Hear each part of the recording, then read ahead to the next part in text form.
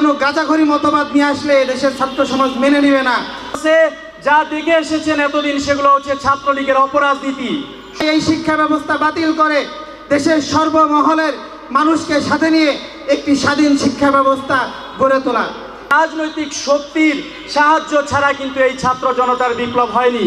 ছাত্রলীগের রাজনীতি দেখেছেন, সর্বদলীয় ছাত্র ঐক্যের অন্তর্ভুক্ত যে ছাত্র সংগঠনগুলো আছে তাদের রাজনীতি আপনারা দেখেননি।